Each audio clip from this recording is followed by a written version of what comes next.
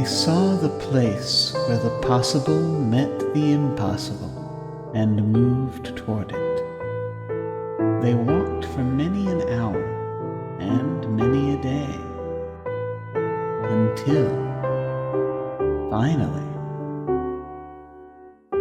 they crossed the edge of paradox.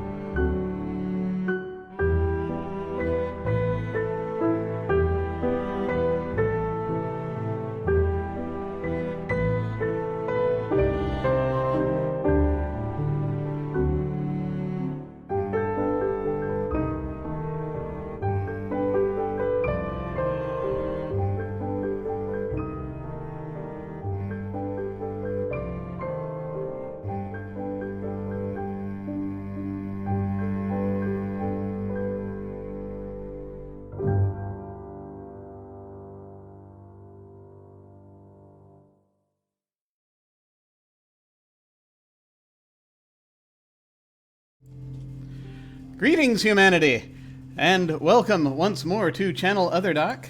I am Jim, your friendly Lacuna GM. I use he/him pronouns, and this is our Invisible Sun campaign, The Edge of Paradox. Invisible Sun is a surreal slice-of-life game by Monte Cook Games.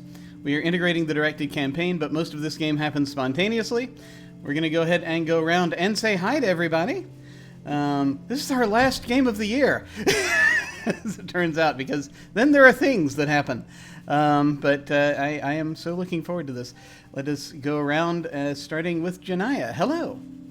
Hello, my name is Djinnaya, and I use she, her pronouns, as does my character, Shah Gamelan, who is an established gallant of the Order of Makers who cages adversaries.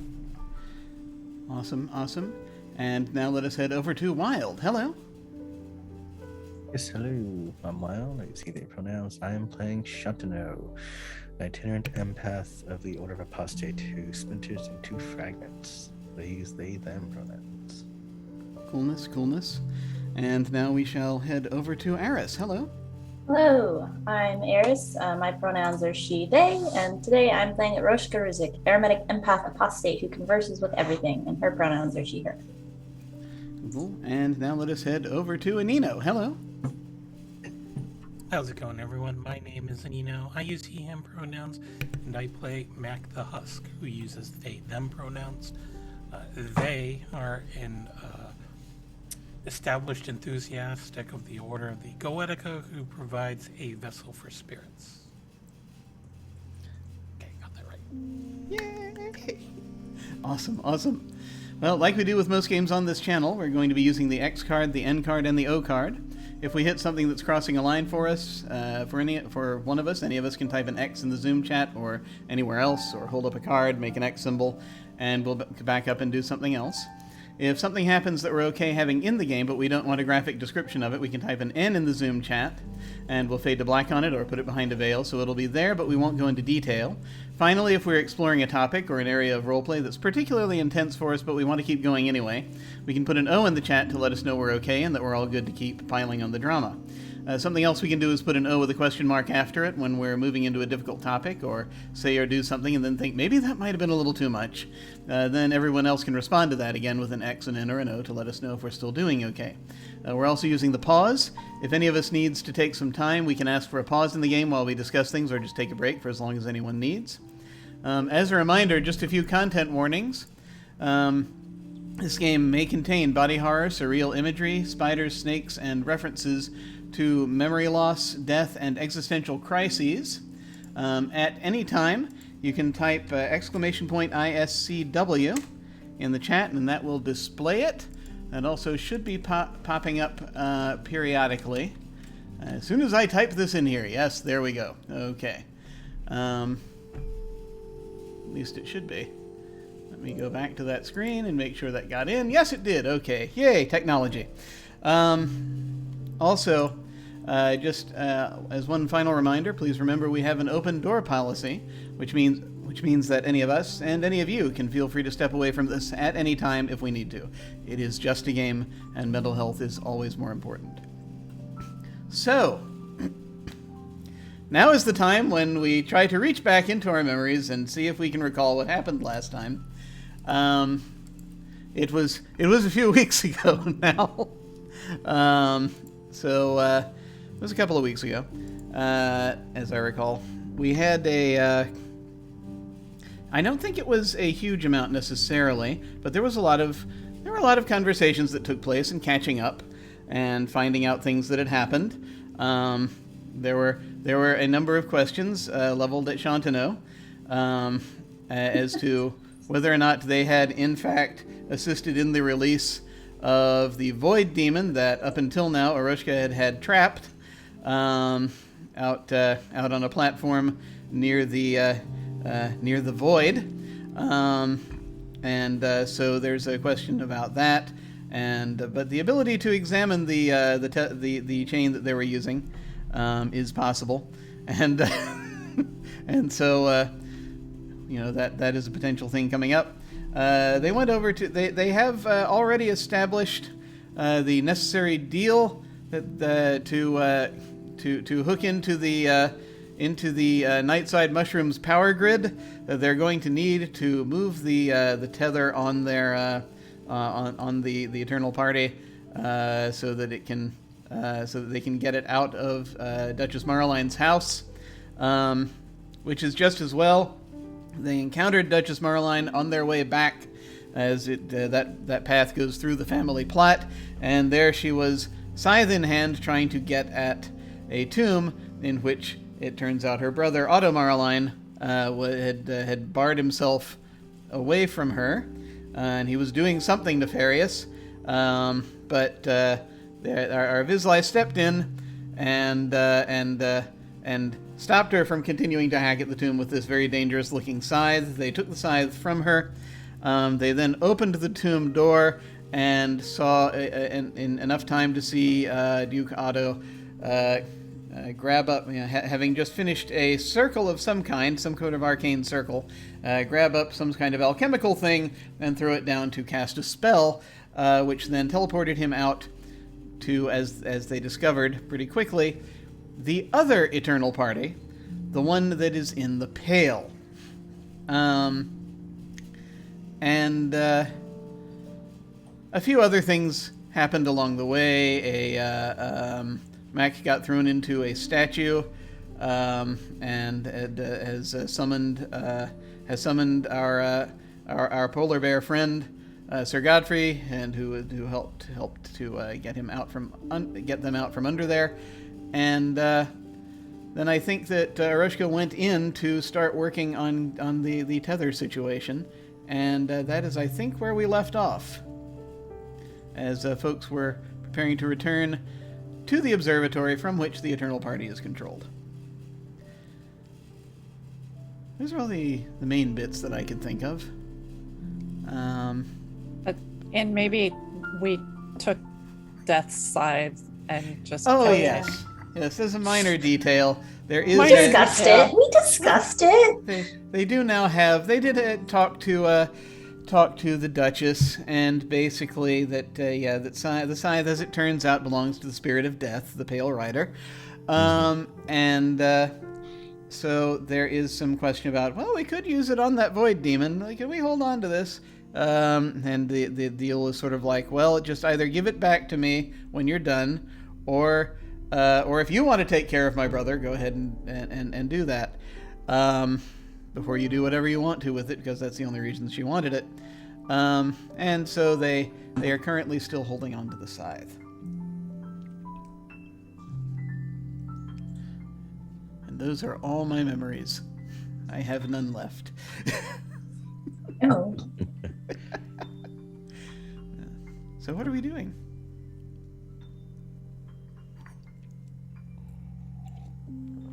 If things with the Duchess are settled, I would like to head in and help Aroshka. before the party gets knocked out by the next random fist fight in a graveyard. Yeah, we're going into the lab to prove that I wasn't truly at fault. Oh, Well, yes. we were That too. gonna retether the party I mean, I can also have. first.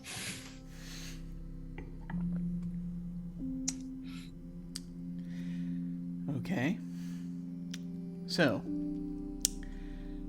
this could be a simple process, or this could be a difficult process. I'm going to draw a card, and we'll see. Oh no. Well, Sooth deck is always in your favor. Yeah, Sooth deck's great. It's good for us. Let me see what it says. Youth deck is basically Jim's Yu-Gi-Oh. Leaves in the heart of the Sooth. It's how I know what's happening. Let's see.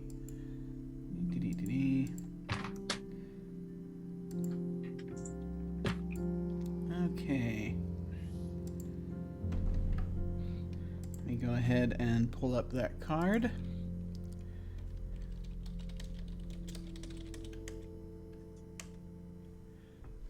Really? Okay, sure. Why not? So I appear to have drawn the Eternal Mountain. The mountain stands alone and unchanging. It always has and it always will. Some find this compelling, others terrifying. The mountain sees all and never forgets what it has seen. Eternal Mountain is the location card of the Visions family. So this is Visions. As a reminder, that's for Shantanu and Aroshka, have bonuses right now. A challenge in divination, a challenge that lies ahead is insurmountable. Conversely, if one is on the defense, one can weather any storm, any assault, or any ill fate. Eternal Mountain in general predicts a long life, but it can also suggest one should move forward alone, particularly to better reflect upon the past. Okay. So, and this is a green card. Green is up. Green magic is up right now. Pale magic is down. So let me turn the sun back on.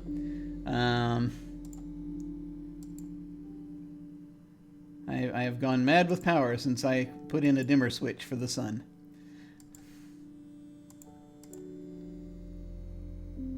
So yeah. So the thing that, so the way that I actually am interpreting this is that it seems like on going in, this is actually not going to be too hard, because the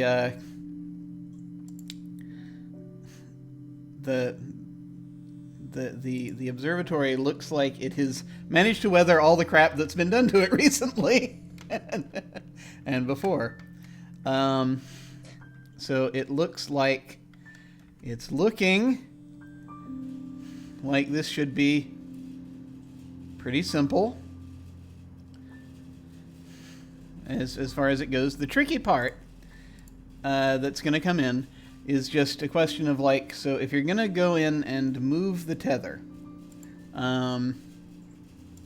that is currently sitting, if the way you want to tackle this is to move that tether that is currently sitting in the Duchess's house and put it in the mushroom cave, there is this kind of there's a weird sort of little half Nelson you have to do, because you're kind of trying to pull out and then immediately back into a space that is currently enveloped by the party.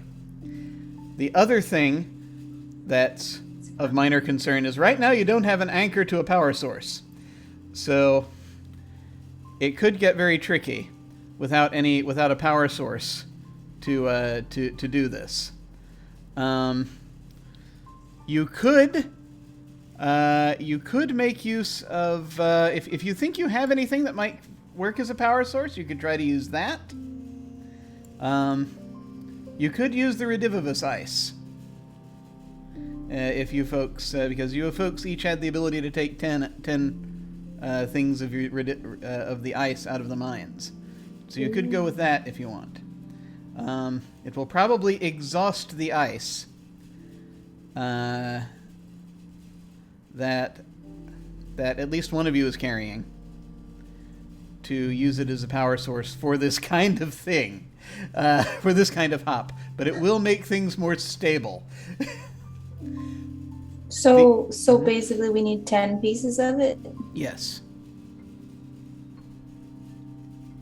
If you just want to do a single hop from the house to the cave.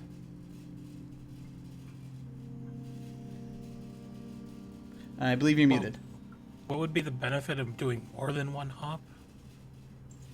Well, I mean, yeah, if you're going to use the power source in the cave, using the power source in the cave will pretty much then you can. Yeah. Well, you have to. If that power source holds up, okay, then you can just it should be fine. After that, so you only need to do one hop to make it to the cave. Another thing that would help with the stability here is if you put some kind of, you have to kind of latch on to some kind of door or portal or entry way of some kind in there. Now you could use one of the, either the entrance, or you could use the connecting tunnel, or you could go down there and draw a door in there or something. You have to have some kind of entry point there. If you want to build a door, or if you want to grab a door from somewhere else and just just move it down there, you can do that too. It just has to be something for you to attach to. It'll help if you've prepared it a little bit ahead of time. Which is something that previous Eroshka did it with spells. In terms of preparing a portal, you could get, but you could also probably get Isabel to do it if you don't want to have to worry about figuring out a spell yourself. I have an idea. Ah, excellent. Hear that? I'm kind of curious. Hey, you'll see Mac just start drawing a summoning circle. And he's going to summon, and I forgot the name of this angel. Maybe you can help me remember it. It's the angel who helped us for the when this anchor was severed the first time. So he also reappeared on the train. Oh, okay. So let me go ahead and find. Let me go check my list of angels. So are we talking about the angel that you summoned down in that has been hanging around at the party, or is this the angel that the detective angel from the train? Because those are two different angels. No, it wasn't the detective angel. It was the angel. I think that was at the party because this was the same angel who I summoned when the anchor, the original anchor, was going supernova. Okay. Yeah, that one. Okay. For his assistance to. Yeah. So then, actually, you wouldn't. You don't necessarily. Love helping out. Yeah, you don't necessarily have to draw a summoning circle. He's here. He's at the party. If you want to go and grab him. But. Well, no, I'm a Goetic. I'm not. Oh, of course. I'm going to compel someone.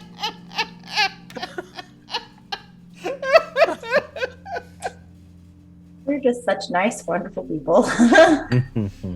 Okay. So once again, this angel so Matt completes the summoning circle, and this figure, which appears again like a big vase of flowers, and if a big vase of flowers were a person, a very tall, thin individual with its wings are wrapped, appears in the summoning circle, and is just sort of turns around and is What? I was right there! I know, but you know, as Coedix, we have a flair for the dramatic. I believe you do recognize this room, though. Oh, yes, I recognize this room. Did you figure it out? Did you get what you needed to get done? Oh, yes. And that's why I summoned you, because you have a part to play. I figured that since you were so involved with the eventual severing of the original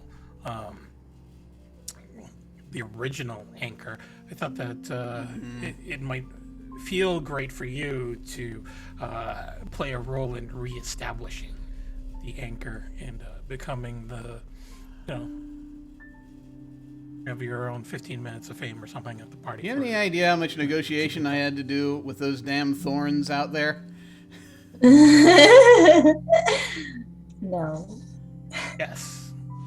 And I feel for you there because I had to do some negotiating of my own with some rather insidious mushrooms. What do you want? So we're in the process of just, trying to create some sort of like power conduit. Is that what we're doing here, Roshka? And we just need to set up like a door into the chamber that we were going to use as a power source. And since I remember you being really, really fancy with your dimension dooring and such, You want me to actually create the co-locational opening for you? That's what you want me to do? Yeah, basically. Yes. Seems like a good way to absolve karma. Absolve karma? I'm not going to be able to go back to the host after this if I do that. Well, that's fine because, that comes out to my next favor. I mean, Shaw loves morning coffee and is a great conversationalist. I know I roomed with her for a few months, saying that, I think that it would do you some good to have a daily coffee in the morning with Shaw for the next 5 years or so.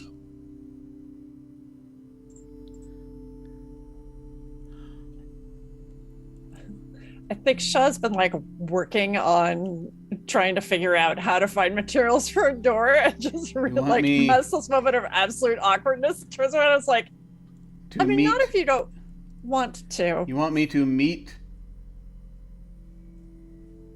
Shagamelon for coffee every morning for the next 5 years. That's what you want me to do. What's 30 minutes out of your day for the next 5 years when you are immortal, really?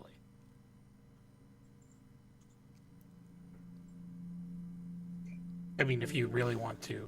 What kind of chump do you take me for that you think I'm just going to agree to that?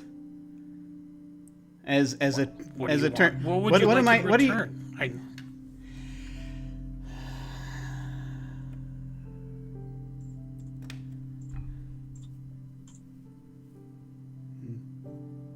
They're thinking it over.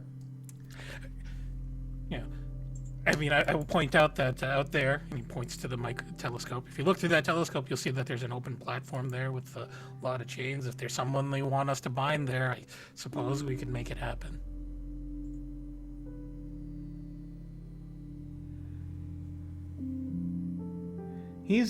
Have you drawn this circle close enough that he'd be able to actually look through the eyepiece? Sure, why not? He bends down and he looks at the eyepiece.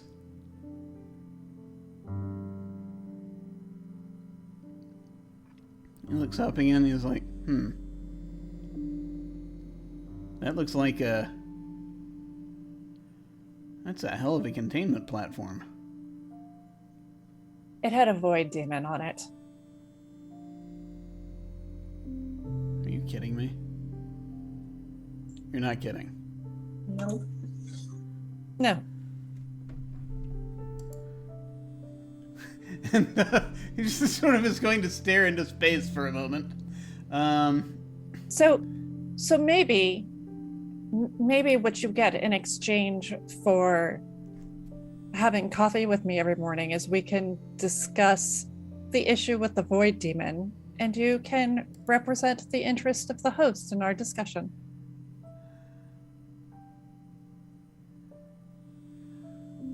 Oh, I see.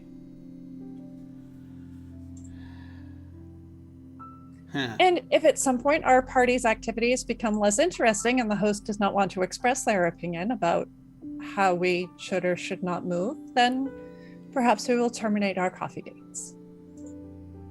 I see. I see. Let me check something here. And then I stop and look over at Mac and say, if I may be so bold as to negotiate on your behalf, unless you had something you really wanted to give up.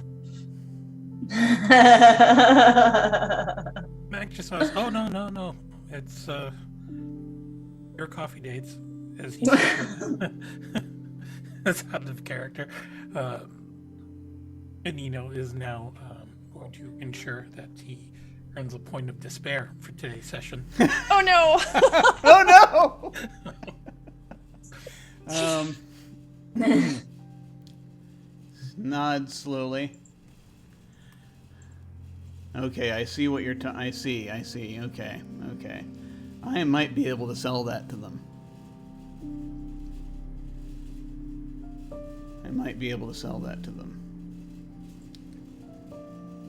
But here's the thing. You all have to agree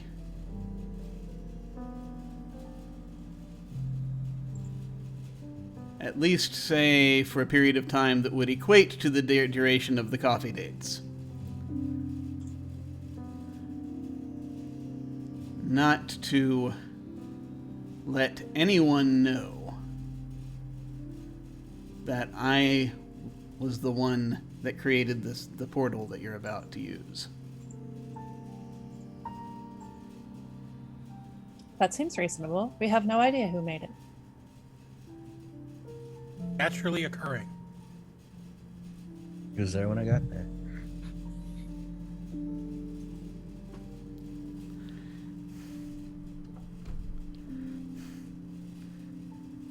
You agreed?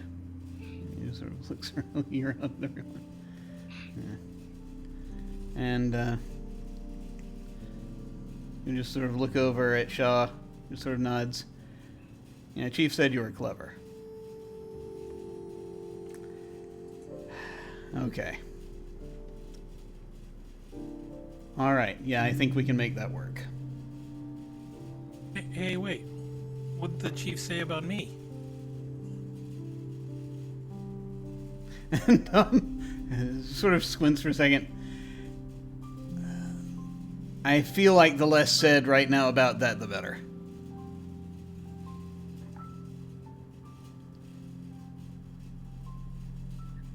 Mac just folds his arm and breaks the summoning circle.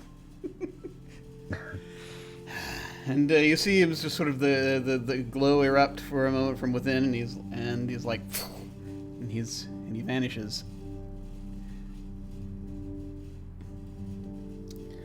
And so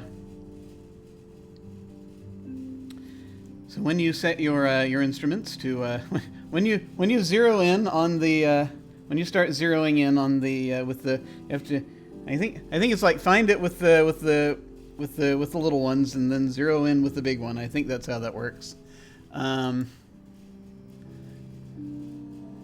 no, okay, was it the big scope? You can see most locations. The actuality, the zeroing scopes let you get a better fix on individual things. So yeah, you can basically the scope you kind of have to point just sort of internally and find it. So yeah, actually with a co-locational portal actually being created down there, in theory this should be a piece of cake. Again, the only tricky part is just that moment when you unplug the tether and plug it in. And plug it back in. But if you use the ice, it should hold. We have to use all of the ice or just... Well, you have to use 10 pieces of ice. And we have 10 pieces. You have 10 each. We all just contribute 2. Seems fair. You certainly can. Of course, Vor is not currently is currently in the gray. I'll put in 3. So yeah, if anyone wants I to can put in 3 too. have her pay you back later. Minus. That's doable. Okay. So now what I need to know is who is going to perform the operation. Actually, you can use multiple people on this, but the question is who's going to be kind of leading the operation here. I know how to do it, right? You do know how to do it? I feel like I probably should do that. Okay. Just checking. Shah is also capable, but Yeah, I will run back up and help, but I will let Aroshka run the show. Okay. Let's see. So, considering the various factors here that involve, basically, this is never an easy thing, but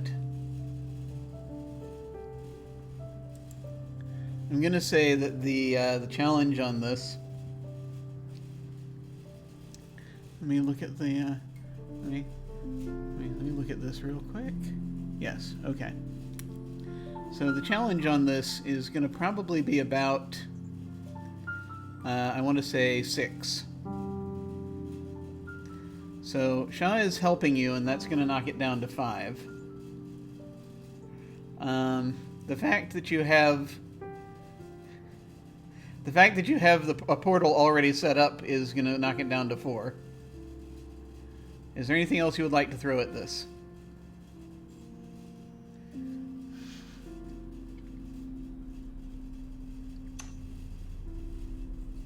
Well, you're using the ice, right? Yeah. Okay, that's going to knock it down to 3. Is my skill in magical lore useful? Yes, it is. That'll knock it down to 2. Okay. I think that's about all I got, but that's pretty good. All right. So, how do I roll again? /R. and depends on if you want to. Yeah, Just there's a 1d? possibility of using hidden knowledge if you want to blow that on this or not. That's up to you.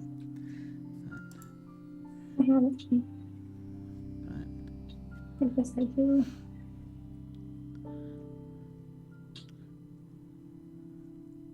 But Does that work? You have a fixed number of hidden knowledge points, I think, or a certain number that every time you spend one, it turns into basically you have an affinity for this thing. There's additional lore, and we would talk about where you are getting that lore from, and kind of what it represents. I mean, I guess it seems very apt in this particular circumstance. You certainly can. Like, it's basically a question of like if you want to spend that on this, it's a permanent spend. But it's like, you know, it'll help you when you're doing it. Yeah, I'm gonna do it. I'm gonna do it. I found that on my sheet. What I'm gonna ask is, therefore, is this just basically? So this will be the operation of this moving the. It's essentially this is about moving the party. This is basically, or this would be about. Let me look at. Hang on. Let me look at the thing. I guess the simple explanation would be that I've done it before. Oh yeah. Okay, so this I'd say would be related to this particular operation, this kind of operation, which involves basically finding a spot, making a tether, and putting it in there, and basically turning a tether into an anchor. Basically, moving the party. Mm-hmm. It doesn't really move, but you know what I mean. So. What kind of thing do you think? Is this something that you just are remembering as you do this? Or is there some other piece of lore that you've picked up? Or is this something you read in your journal, or what do you think? Well, I mean, I did re-download those memories that operate this. I feel like maybe it's like, you know, I kind of like uploaded them, but I have to access them to actually just imagine my brain making computer noises. So basically an additional memory is going to come loose as a result of this. Of something that happened. It could be a good thing, it could be a bad thing, I don't know. That has to do with your basically doing what you need to do to give the party access to different places. What kind of memory do you think this is? I feel like this is probably a kind of happy one. So I feel like this probably happened the first time back before things went to shit. Okay. So we could call this, for a moment, you have this flash of your kind of eureka moment as you're doing this. It's like when you did it for the first time. And you actually made it work. And you're going to get this sense that it's like it's working. Everyone is going to be safe.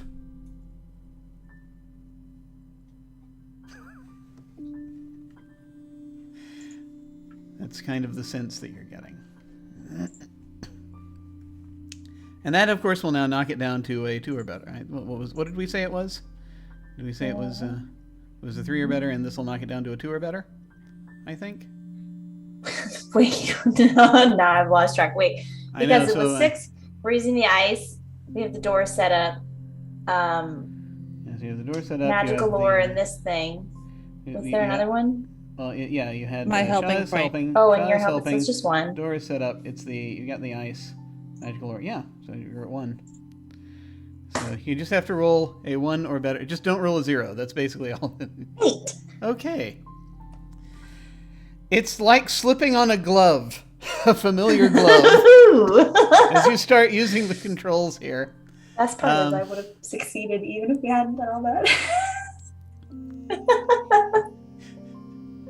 Slipping on a tailored glove as you adjust the you move the zeroing scopes inward, and it's like, okay, there's a quick little, you used to do this as a calculation, but you actually just get them to every now and then you're sort of like, what was that thing that I needed to do? You ask the scope and the scope tells you. So you just sort of, there's quick little calculations, and it's like, oh yeah, okay, that's right, it's like that. You go to the scope, on the big scope you zero in, and you can see the cave. You can see this doorway forming in the cave, this this big kind of, yeah, I'd say that he's digging a hole, right? So it's pretty much, you see there's an extra tunnel there that looks, it's square, it's like a door. Basically, it's like a doorway. And he's kind of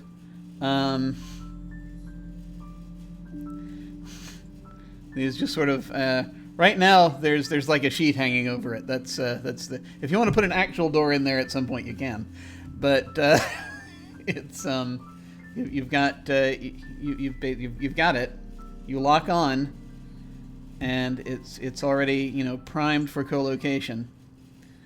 So very swiftly, hardly feel a thing as you pull the tether up from out of the house. There's this brief smash cut to the party as everything goes for just a second. And, people try desperately to hold on to drinks as the clouds go past outside. And you plug it back in into the cave. You basically have moved, so it reels the tether in. You launch the tether out, once you've got the coordinates. And it pins to the cave, and you're then able to, there are a few controls you hit that will then basically, you crank the solar windlass, which turns that tether into an anchor. And so you're now attached to the Nightside Mushrooms power center. They are now letting you leech off of their grid, basically, at this point. So you are now, congratulations, you are now anchored. And so the entrance to the party now should be, the internal dimensions should be fixed now so that it's no longer inhabiting any parts of the Duchess's house. It's now just extended into the entrances now in the cave. Underneath the Duchess's house, basically, underneath her conservatory. You have done it. Hey. I wish more were here for champagne. Like this is a cause for a celebratory brunch. I mean, perhaps we should first go let Isabel know that her party is not about to float into the void. Yes. But then where would we go for brunch? I figured that we should check back in with the mayor at Yesterdale and make sure things are okay before we move. But I hear that brunch there has been... Yeah, it got kind of blown up.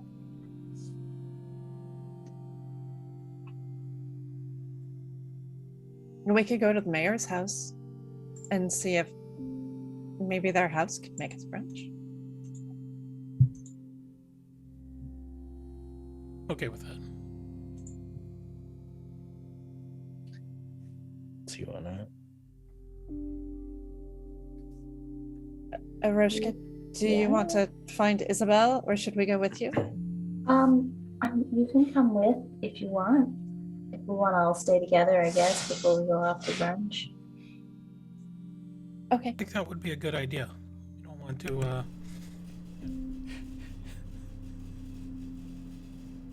experience separation like last time.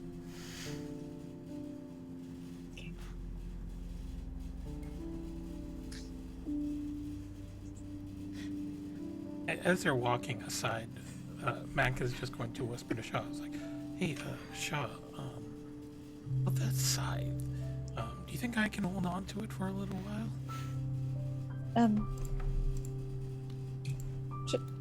Sure. I mean, you'll keep it safe, right? Of course. Okay. I pull it out and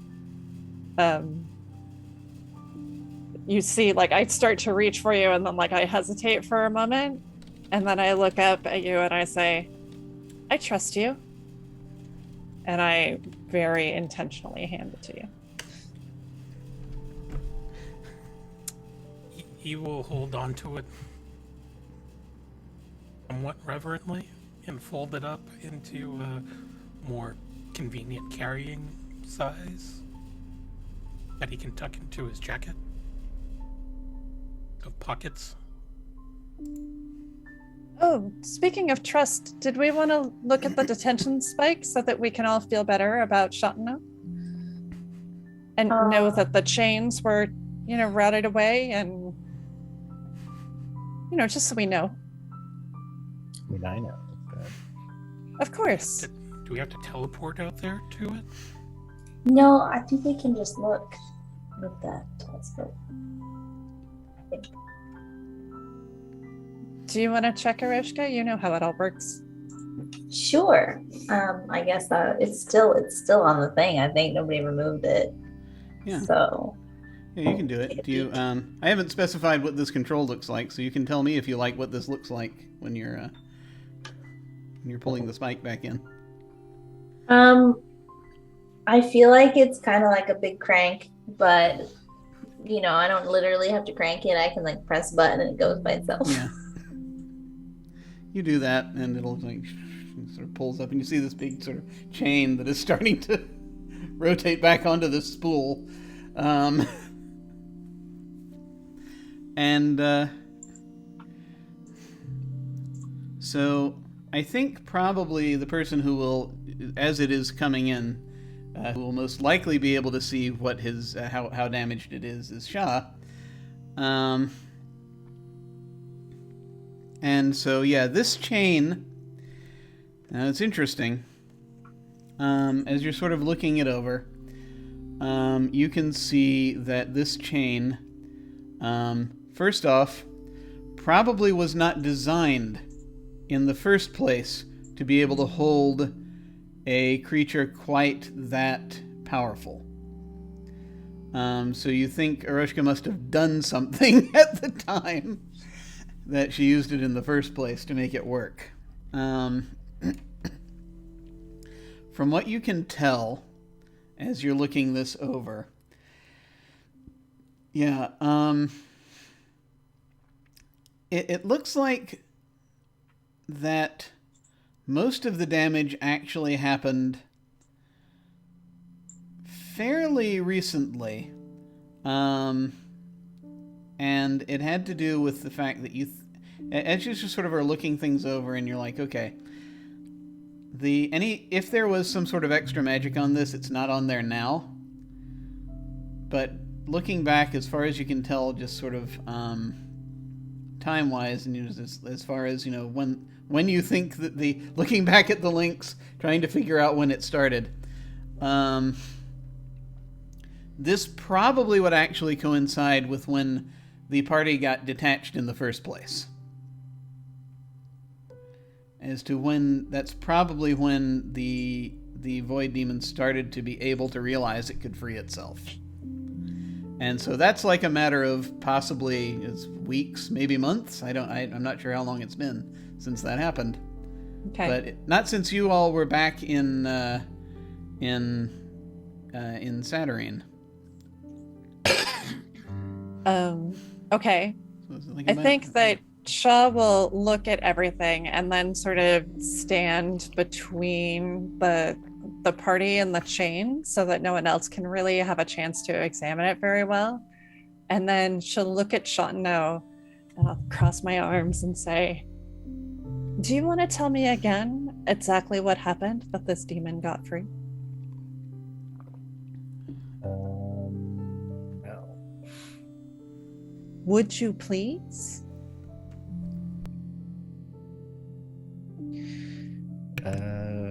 Sure. I mean, it was pretty much about to it looked like it was about to escape anyways, but I asked for its horn and it said why, and I said, what did I say? Oh, that's right. That's when I pulled out my coin and I said because, and it said, okay, but what'll you give me? And I said, I'll give you this thing, and I took out a piece of me and we exchanged, and then it kind of just broke apart and left and took me with it. Looking Okay, sorry, go ahead. Sorry, go ahead. Well, I will let you know that that having looked at the change, I will say that it does look like that they were about to break, probably. Yeah. At that point. And Sean knows that, but yeah. I was just trying to get an actual straight answer out of Sean. No, I know. I just realized I hadn't made that clear, so I just wanted to make sure. Yeah. Sean will drop her arms and I'll say, well, I mean, that tracks. It does look like the chain was not going to hold much longer. But I feel like you put us in a lot of danger by giving this thing a bigger piece of yourself, a powerful piece of yourself that it can now use against us. And I understand. I'm pretty sure since I gave it a piece of me, I'll know where it is when I want to. Well, where is it right now?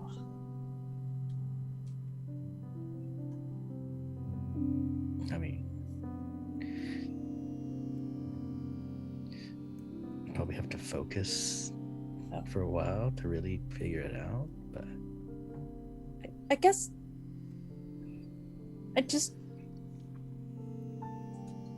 we're all in a lot of danger right now, and I appreciate the way that you make choices very spontaneously, and I just wish that sometimes they wouldn't create big, huge problems. But you were right, and you are telling the truth. And I'm sorry that I doubted you. That wasn't fair of me. I forgive you. Thanks. We can't use the chain to capture it again. It's too ruined. And Aroshka, you did some sort of fancy magic to it to make it work in the first place, and it's not there anymore. I probably can't recreate that. Not in the same way. No. Not advanced anymore. Yeah. I mean, if we want to track the demon down, I'm very sure I can find it.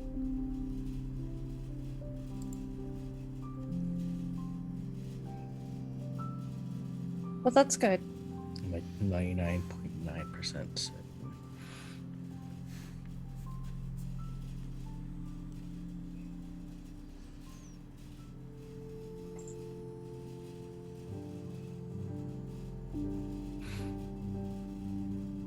Yeah, I'll just tuck the broken part of the chain back. I'll pull out a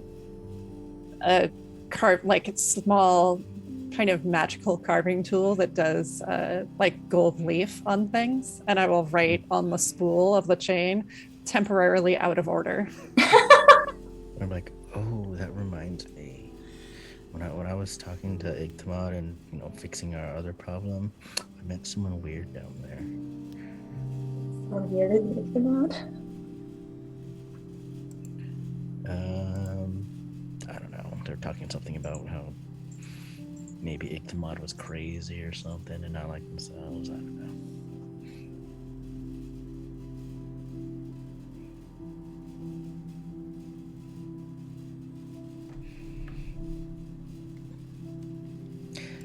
Jim, do you remember what it was that they told me? One moment. Yes, the being that you encountered was called the Resurrectionist, and they told you that they had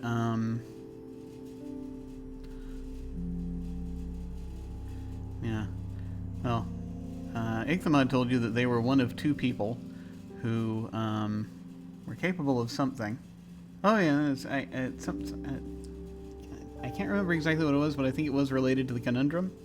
Mm-hmm. Possibly. I'm not completely sure, but it's in there somewhere. But what the Resurrectionist told you. Let me see if I can. Let me see if I can grab this here.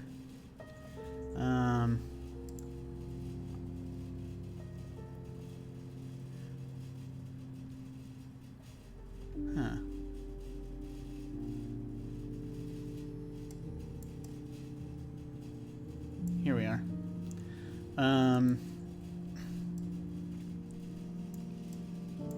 Is that Igtamod is has not been the same since as in vague terms, it was something to do, you think, with the Void Demon. Mm-hmm. It's not been the same since they started looking into the things with the Void Demon. It's changed her somehow. And so she is not like other true spiders at this point. Something along those lines.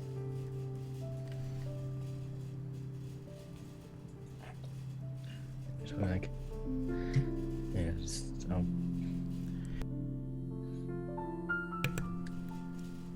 Anyways, any of you happen to know someone called the Resurrectionist? I don't know if it's important or not, but... Okay. Does anyone have lores that might be appropriate here.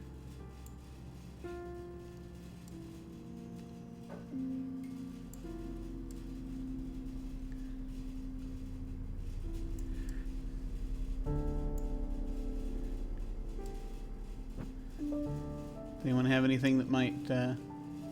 I have no lore, unless they're a craftsperson or an angel. I got nothing. They are not a craftsperson or an angel. Unless they happen to be in the memories I just re-downloaded, or somebody I met in the meantime. I probably don't know them. Only if they have ties to the Cathedral of Illuminism. Or the Order of the Code.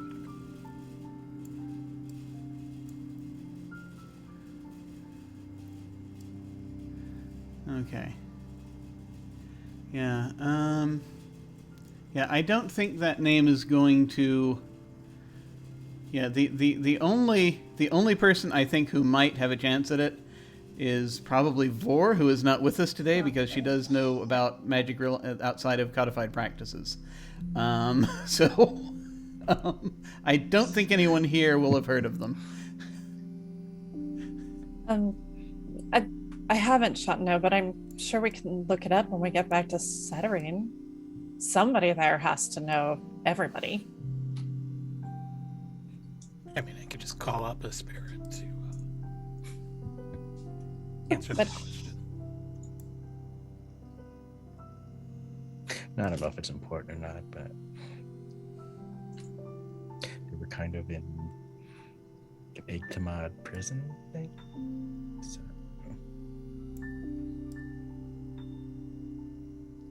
They were what? Like in jail, like a prisoner. They were in jail? Yeah. You met them in jail? In a sort of jail.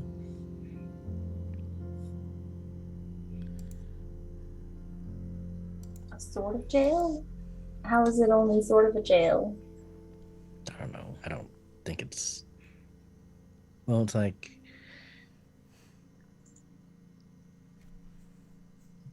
I don't know if it was an official jail, but it was definitely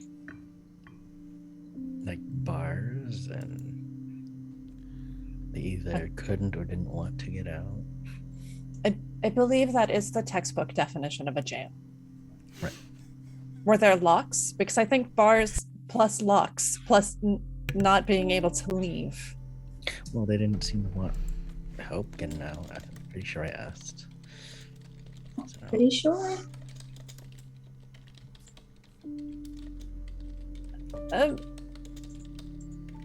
Is this a person who's, or a being that's in immediate danger that we need to do something for? Well, I wouldn't know. That's why I asked.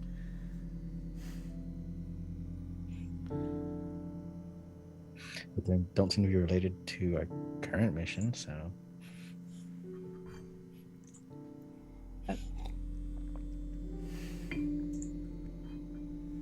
Let's put a pin in this. Also to the thing that says I feel like I don't really know what you get up to in your spare time, which I think is fine, but you continue to make friends with void demons and go to jails that are not jails, and I mean, I'm fascinated. And not at all concerned. Maybe next time we can go together. Maybe we can follow up with Igtamad, see if there's a reward.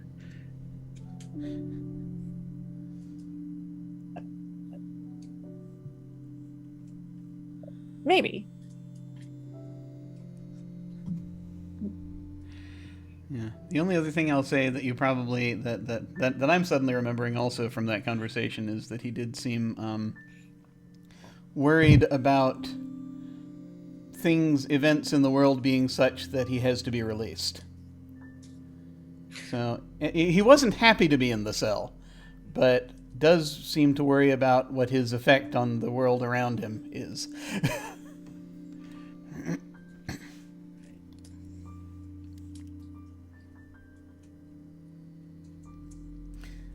But that said, sorry, go ahead. Yeah, Also, Shab has effectively been in the grave for every piece of the Ichthamod plot. So she has literally no idea what anybody is talking about when they bring it up. She's just like, I wasn't there for most of it See, either. if you look back, you'll find that pretending. Shantano was actually the only one following the Ichthamod plot. yes. Which just makes you sound like a crazy person. Every time they're like, this is important. And Shaw's like, sure. That's the thing. Shantano never said it was important. They just did stuff. I think like the only other people that were there when Ichthamod showed up for the first time was Mac and Vor and Ethan's character when Ethan was guesting. Wasn't that the spidering incident? It was a little bit after that. I think it was when you broke into one of Karen's houses.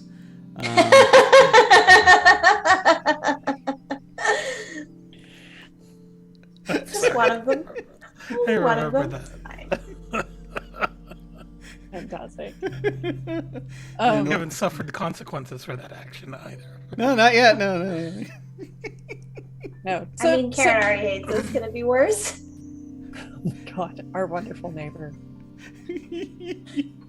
I'll just pat Shantano very reassuringly, thinking you might be completely crazy at this point, and then be like, "Don't worry, we'll definitely talk about this thing. It does sound very important, but maybe we should go find Isabel and Eroshki. You should let her know that things are okay."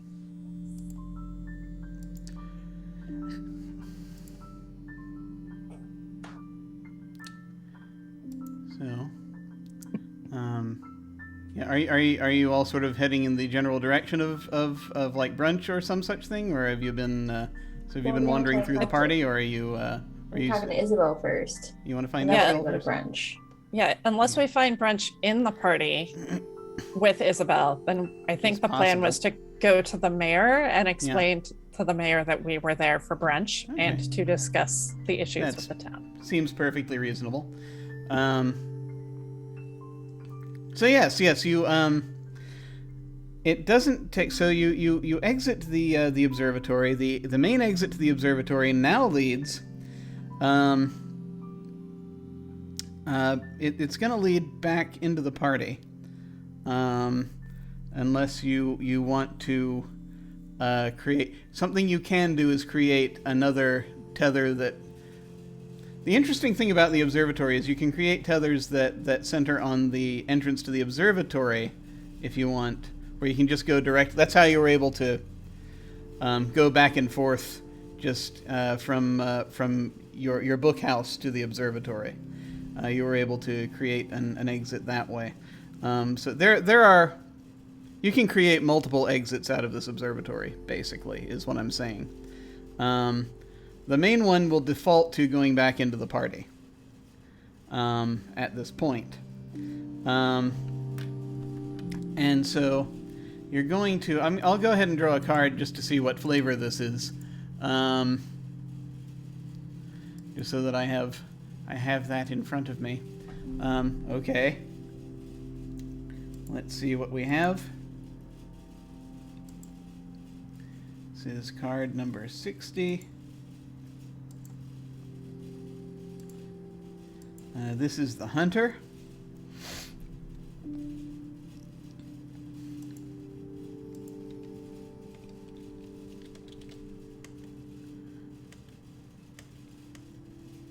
And this is a Notions card.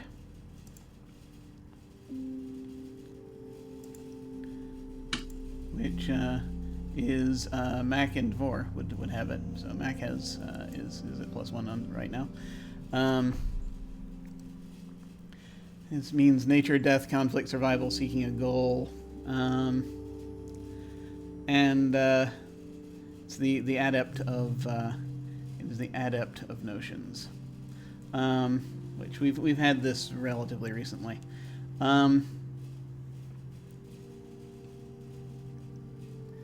So, yeah. You're basically going to... You're going to find Isabel very quickly. After you sort of make your way out to the out into the party itself, you find essentially she's out on there's a place that has you find yourself in a place that has kind of a croquet lawn, which is you have to go through the party and out to that space between the main entrance and the liminal space between the party entrance and the outside world entrance, right? And so they point you to there. She's there. There are people playing croquet.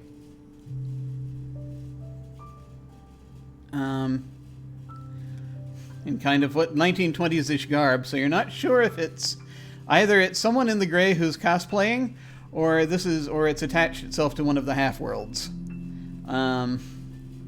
For the moment. Oh dear. Oh. Stand by. So, and we'll hopefully Wilde is okay. But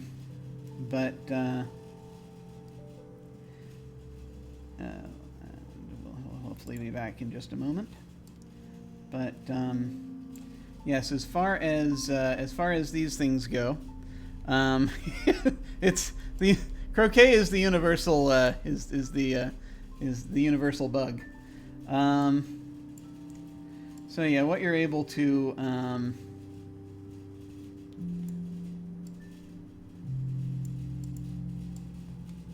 see is you find her a little ways in. She's sitting at a table off to the side and just sort of watching what's going on. And sort of on your way out and towards, as you're crossing this croquet lawn, and she'll sort of stand up as you're approaching.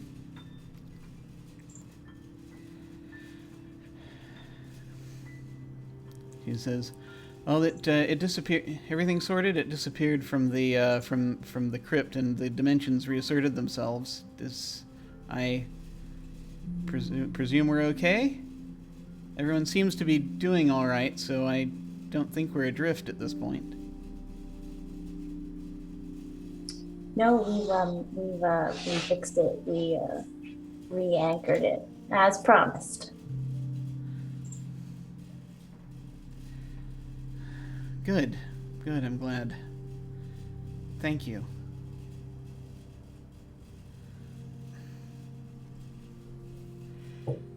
Is this as weird for you as it is for me? Very. We were gonna go have brunch, maybe, possibly. We're gonna go check back in at the city and hope that there's brunch. The one brunch place kind of blew up, but... All right. Well, I know that there's all manner of things going on, but I think people seem to be... I'm thinking people are going to hopefully start settling down a bit more now, but I'm going to just make sure they're okay. Sometime soon, I really think we need to talk. Can we do that? Would that be okay? Yeah, yes, of course. Okay. Agreed.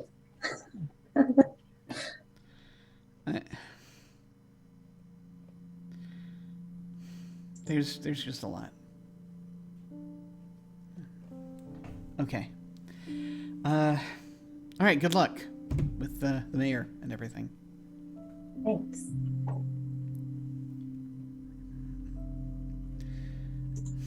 And yeah, simply enough, you head you head out. You start heading heading back toward Yestervale.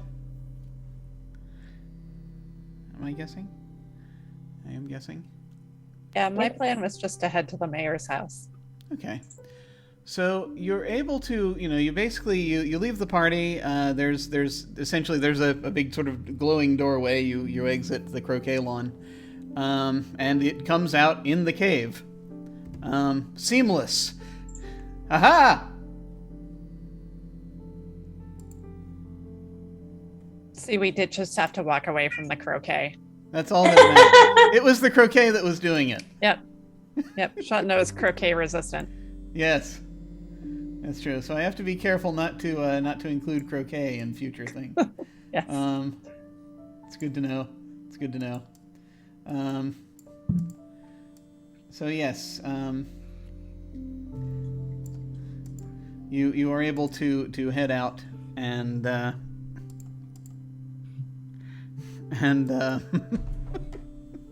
you head. Basically, it's you're in the cave. You can see as you come out of the cave, you see this. They've cleared away this area for you, but it is still attached to basically the mushroom's power source, which they create with. It's still on their grid, basically, that they create, and so you can still see the passageway down to the many other mushroom areas, other caverns down there. But then also, the stairs up are still there. And you head up, and you're in a much smaller conservatory. It is no longer impossibly huge. It is now about the size of a little glass enclosure on the outside of a manor house, with plants in it. So there are no trees, no freestanding trees in here anymore. Aside from just the, you've got basically this. You've got the vines that sort of are part as you come up, and it's in the corner of the conservatory, this viney area, where the vines have kind of taken over the area and they run up and down the glass. But you step out and you see this.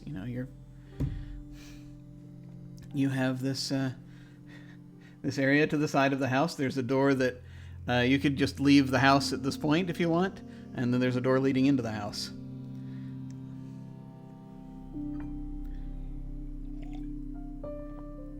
And I presume you head toward the town. Are you just going to head out through the... Yeah. Directly out? Sure, no problem. You head out, and...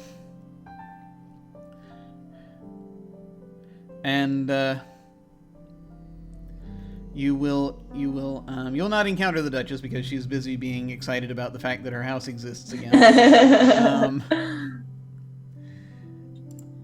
But kind of as you head, you sort of are heading down into the town, which it's just a little bit of a walk. You see the town below you. You head down.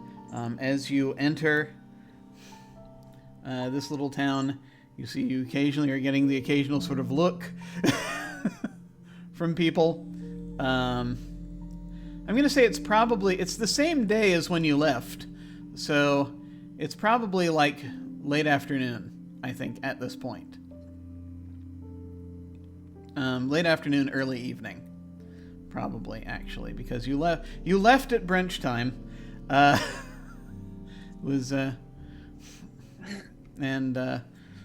So you are returning now, and you head down, the main streets. You get these sort of looks from people, and you eventually you make your way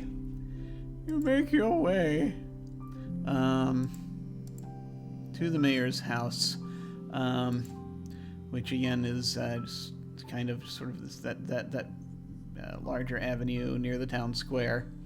You see again the mayor's sort of two-story house, and I presume you're going to go and knock on the front door. Yeah, as we walk, I'm going to look at the sort of setting sun and say, would it be reasonable for us to branch out and propose high tea? It is also a meal that is not a meal between two meals.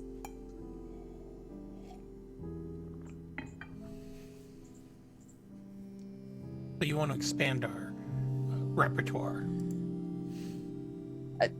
I'm just suggesting maybe we should have something for this later period.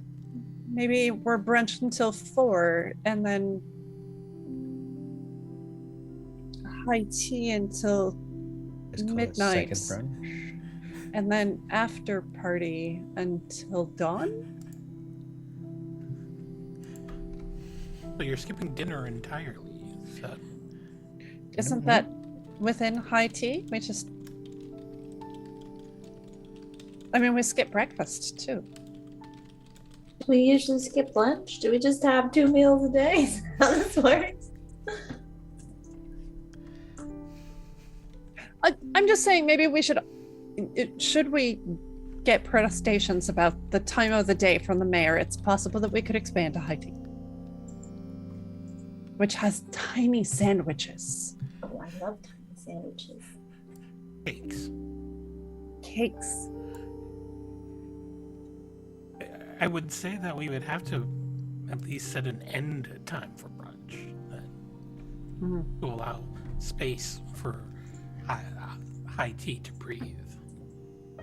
That's true.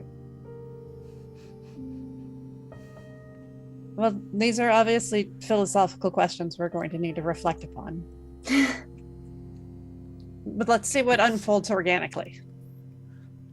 I have to ask first what meals are available. Right. Knock on the door. Okay. So, after a few moments, the door will open, and you see the mayor standing there, and she will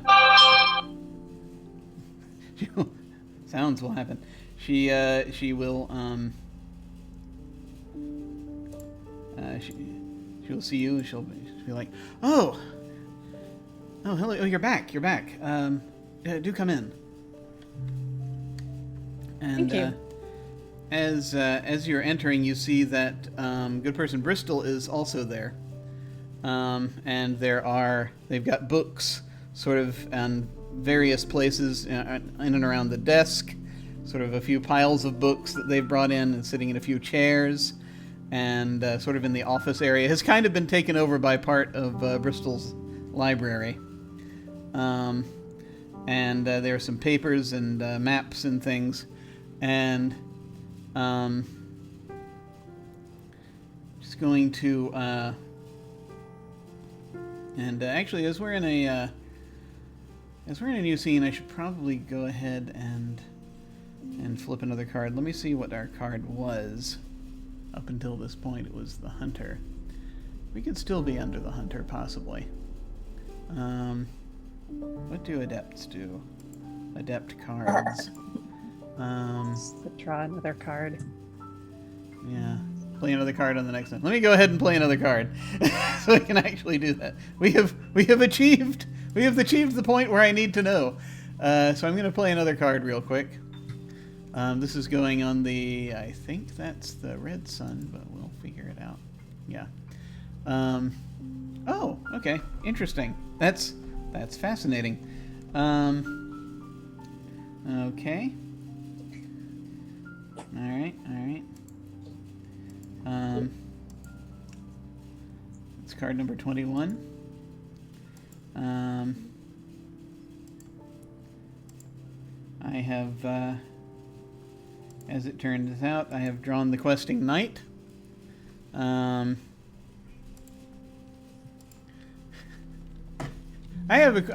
actually have another question because of course I forgot about this. Is Godfrey still hanging out with you folks, or have you sent him back? Oh no, I sent him back. Okay, just sort of checking out. It's like, just walk through the middle of town with a giant bear. Sure, why not? We've already been weird enough here. They'll get used to it. The Questing Knight, as a reminder, is we're back in the Visions family. Justice, journey, determination, achieving goals. The apprentice of the Visions family. The Questing Knight is a stalwart and focused individual seeking justice, but over the long term, the quest is long and hard. Success, however, comes to the persistent and the determined. This card suggests determination is needed for success, but it indicates that such success is within one's grasp, particularly if such turn of events is just and right. It can also mean that success still likely comes only at the end of a long journey. Okay. So this is fairly simple. This is an apprentice, and so for apprentices is -1 to all actions if the heart matches the family. So it's -1 to Visions folks. So that's Shaman and Eroshka right now. But so the Bristol will greet you also as you come in, and it's like, yes, we've just about I think we've just about pinpointed it. And Mayor says, good. Well, we think we know where the Sisturis Queen is. Oh. A bit more precisely. We've, like I said, we did, we were doing our research, and this is looking very promising. We also think we may have figured out sort of where her primary sites are for where she sheds her skin. If you wanted to go and consult the skin first. So here we go. And she is basically kind of in the process of going and getting one of the maps that she has. As you're coming in. Is anyone going to say anything while she's going and retrieving that, or are you just going to let her continue rolling forward under the assumption that you're here to do a quest? Well, we were here to certainly discuss what we should do next, and if there was anything needed, but also, given that the only brunch place in town has burnt to the ground, and you're the mayor, we thought maybe you might have somebody who could make some brunch, and we could discuss this over brunch. Oh. And she leans back, looks in the kitchen. I've got some tea. I've got tea. I don't know how much I have. I can probably get something together for you. Well, we also said, it is pretty late. We might be willing to branch out into high tea if that's the sort of thing that you're interested in. She just sort of looks over at Bristol. Bristol's like, sure, that's wonderful. That'd be fine. Okay. And she says, and she sort of gestures to Bristol. You can go over some of this while I go in. And she goes and she goes to make hopefully non-poisoned tea. Seriously. Well, the last time she made tea in this house, there was a tad more arsenic in it. Sure, yeah. But more than one usually prefers in their tea. Yeah, just a hint more. Delightful almondy taste. But yeah, Bristol will say, "Oh yeah, certainly." She sort of gestures to the. There's a kind of a coffee table and with chairs around it. I'll go sit, and I'll also pull out the Entities of the Wasteland book and say, I think I'm done with this one. If you have another one, I should read. Ah, excellent. Thank you. And they will take it back and they will look at it and just sort of nod. Glad it was able to come in handy. I was able to like I said before, I think I was able to pinpoint that Rattler reference. Rattlesnake. Sometimes she's called the Rattlesnake Queen. Sometimes she's called the Sisturis Queen. But yes, I think that we can get this together. And so he brings a bunch of stuff, papers over. The mayor brings out some tea, and some tea in these little like cracker-like objects. And she strikes me as someone who would have proper biscuits, probably. So she has some of those. She also has was able to apparently conjure up some scones. Are Are they actually conjured?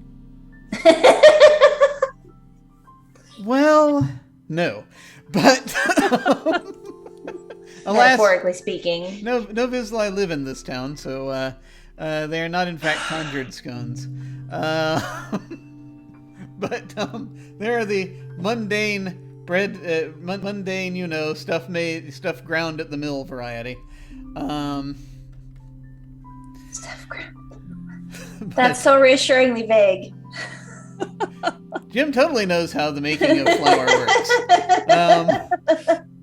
Just the stuff part. We're not quite sure what was ground at the mill, but we're eating it. It's probably flour, probably sugar, probably those things, or some other substance that seems similar. There's like butter or milk or something along those lines in scones. I expect so. But yeah, no, she's able to bring that out. And so you settle in, and by the fire, and the fireplace anyway. And she will say, okay, so, and she'll start looking things over, and she and Bristol will say, so on the map, so it shows you basically a sort of it's a map of the desert to the south.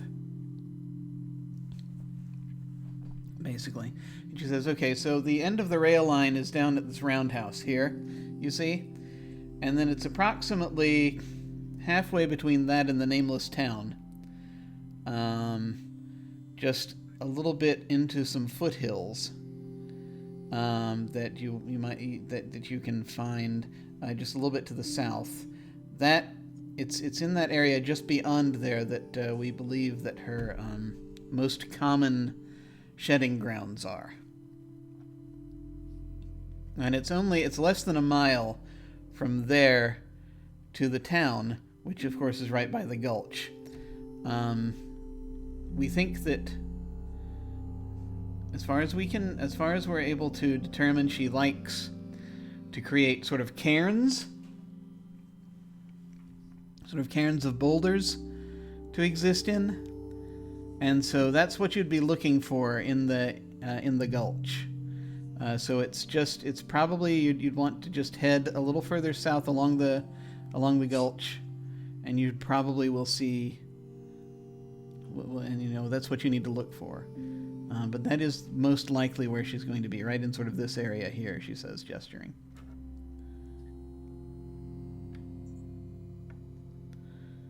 Arishka, do you think you could talk to her skin?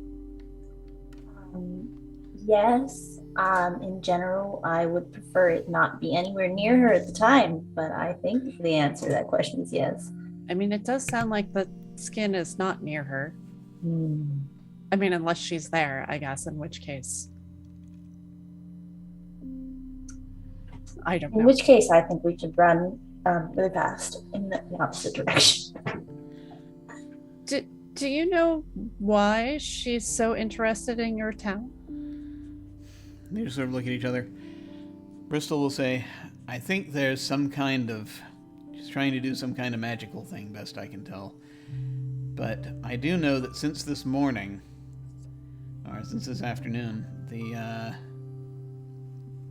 don't know if you noticed, but the sky to the south has gotten a bit darker. And a bit more overcast. It hardly ever rains down there, but it's looking like there's precipitation. She's doing something. I think she wanted the ice for something. I don't know. It's a magical thing. You folks would know better than I would. But just knowing the connection and what the ice can do. I don't know if she's gathered enough to do what she wants to do. But we did have the sense there was something that this was all building up toward when she was using the insidious to possess us, or to give us these impulses. And so whatever it is, she's trying to do something. didn't think it was going to be time yet, but apparently, whatever she's doing, she's doing it now. Well, I don't really relish the idea of heading out there in the dark.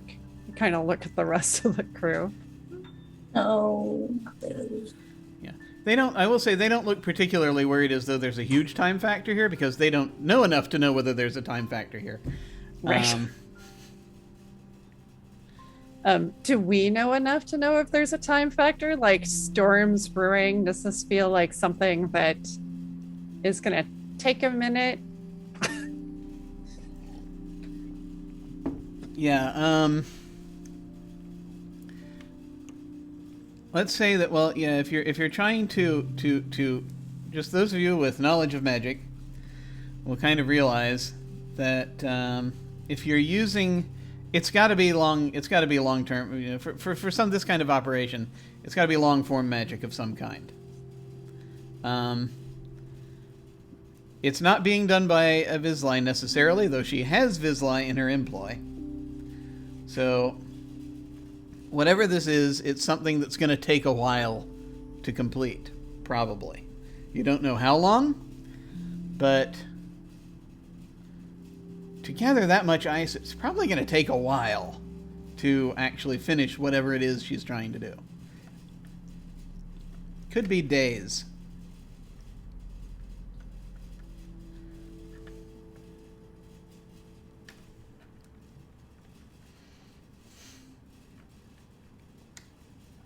Now I'm insanely curious as to what's going on further south, but I believe there's some business that we need to attend to back in Saturnine.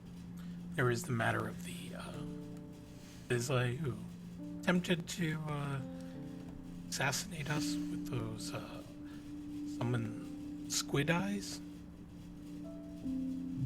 And, well, I believe, and I'm not entirely certain on the etiquette in my order, but I believe we are not supposed to murder other members. That was advanced thing in theory, but in practice, not so much. Yeah, she, you know, yeah. If she is, well, I will just say, sort of out of character, she is most likely, if she is taken the queen as the Sisteris queen as her patron, then she'll probably be supporting whatever it is that is going on to the south right now.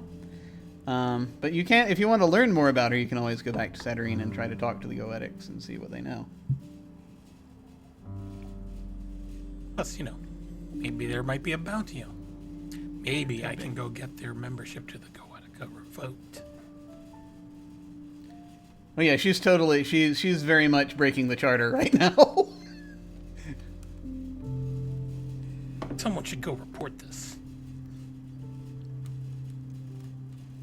Well, if we could travel through the party to Saturnine, we could get some things to get ready and then head out a little bit more prepared. It sounds like a long walk. I might want better shoes.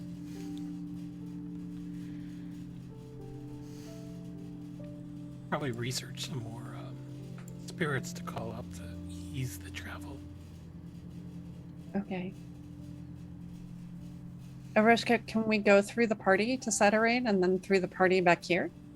In theory, yes. If there's a door in Saturnine still, and we can find it. I assume Isabel would know that. It's her party. It's been a long time since I've been to it, so I don't really remember.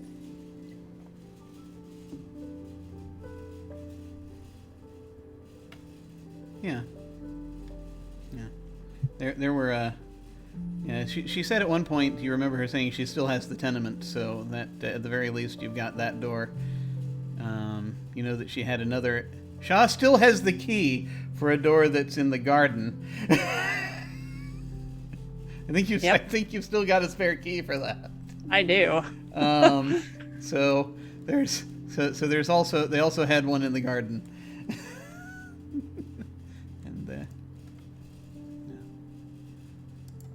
And what was it called? symphonic garden. Sort of the portal between the symphonic garden and the animal statue garden was kind of it was hidden there in the wall. Well, then maybe that's the best thing to do. Go back to Saturnine, have some proper dinner, get some sleep, get some things together. What do you think, friends? I think it's a good plan. Better to go in prepared than randomly face this sorcerer's queen. Okay. Maybe we can find out some more information about this Blaylock out there too. Sleep is always good. I should probably check on my tenants too.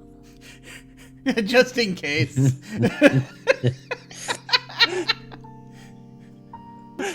Delinquent landlord. Or wobbling and people falling out of windows. And that the Jenga tower collapsed. It's fine. It's fine, probably. It's probably fine. I had an assistant. Who was your assistant? That there was a spirit that was. Oh, that's right. That's right. All right. Well, I'll put the teacup down. Switch. Well, thank you. If there's any more information, I guess I'll leave it at the door of the Duchess's conservatory, and we'll get it on the way through to the train station. Oh, okay. All right. Yes, I suppose if there's someone back in the house, we should probably send a committee to say hi anyway. Probably just be the neighborly thing to do. All right. Sure, certainly. Well, here, and she'll offer you just sort of they'll offer you the key documents, basically. All right. Is there anything else we can do for you? I don't know. Is there anything else you can do for us? I mean, I think that nothing I can think of right now, but if you later on, if you need, but if you need like more research done from what we have, then we'll be happy to. They look at each other, sort of nod. We'll be happy to provide it. Okay.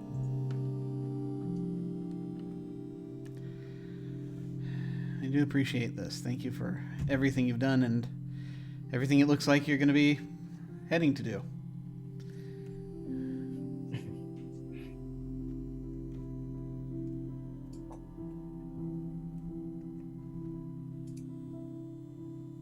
They nod and smile. There's a long, awkward pause. Yeah. Well, I guess we'd better start getting. Yeah, I guess so. I kind of gesture to everybody to get them moving. Try to sort of shore things up here in case things go south. I think we'll probably be fine, but we'll just we'll just keep an eye out. We'll send maybe see if we can send a few people out to scout around out there a little bit, see if they find anything while you're out. You're heading all the way back up to Saturnine and back? Is that what's happening? We'll be back tomorrow. Oh. We have a shortcut.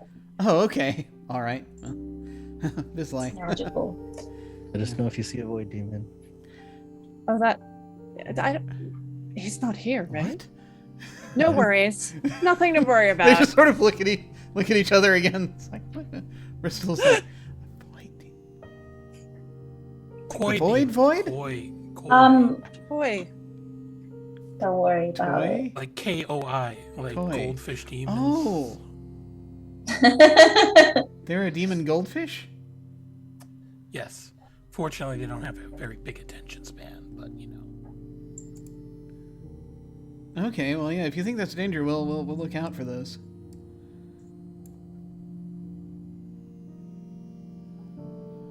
Sort of nods. Bristol's like, I have to look into that. Sort of start gathering up his books. He's gathering up their books. That's what those koi fish and the in the Mac art are koi demons. Koi demons. Yes! Full circle. That's what we do.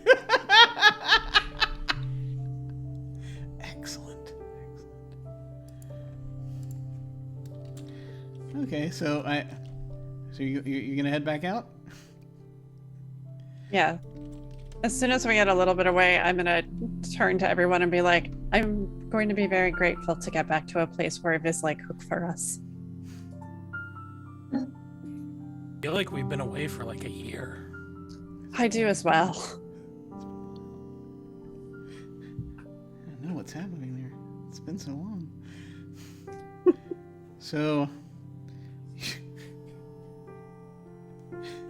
you all head presumably back up to the house, out of the town, back up the hill to the house. The Duchess is actually as you're heading toward the conservatory, because I presume you're just heading in that direction. The Duchess will step out of the house and actually see. She'll be on the porch. She'll sit down. It's all back, thankfully. Oh, Everything seems to be in place now, which is delightful. And she's got sort of these opera glasses. She's looking out there. Is everything all right out there? The sky looks a bit darkish down that way. Demon Queen magic. We're not quite sure doing what. Oh dear. Oh, I see. No, that is distressing. Your family's here. Do you know anything about the Sisteris? I'm gonna say it wrong again. Sisteris Queen? The Rattler? Oh! Huh. I've not heard about that for a while, but I think that she's something. I do believe Otto might have traded certain things with her at one time in the past. Oh. He had, shall I say, rather an interest in, as I said, the how things are bound together and the workings of various things, and he somehow managed. My understanding is she is not typically very communicative with individuals. Well, she can be. She can be, but most of that communication involves talking to them about how doomed they are, as it were. Otto, of course, had certain skills which allowed him to remain somewhat at a remove when making his negotiations. So it seems, as far as I recall, he's... I don't think I know the specifics, but it had something... If I recall, it had something to do with the nature of ether. That's what they traded? Yes, it was something. There was something about. It was informational, rather, from what I understand. He'd been working on a few things about how ether connects to different planes, different places, different suns, and was attempting to create various concoctions to try to tap into that. And at that time, he was considering getting, I believe, some of her venom or some of there's a particular oil she was terribly fond of. I think possibly. I'm not clear on the details. It has been some time, and we've both died since. But it is. Would make it difficult. I do seem to remember there was something along those lines. I see. So he traded knowledge, some sort of knowledge of the ether, for some of her venom oil, something or other. Yes, it was some sort of hypothetical construct about the ether, some sort of means of containment. I'm not entirely sure. Just something about how ether can be bound, or I don't really know entirely, but that's the best I can remain from what I overheard. But again, this was some time ago. I see. And how did he stay safe when negotiating with her? He wasn't dead yet, so it wasn't that. Yeah, I believe he communicated remotely. He had, I see, he was an apostate, but he had a method, you see, through those, remember that circle that he drew? He had a way of being able to do something rather the kind of the opposite of what you do, she says, gesturing to Mac. He had the ability to connect to distant places using mystical circles, things of that nature. So he communicated with her remotely.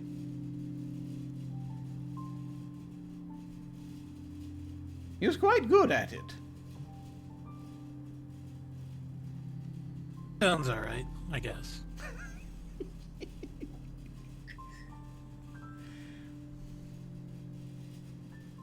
And that was my understanding of it.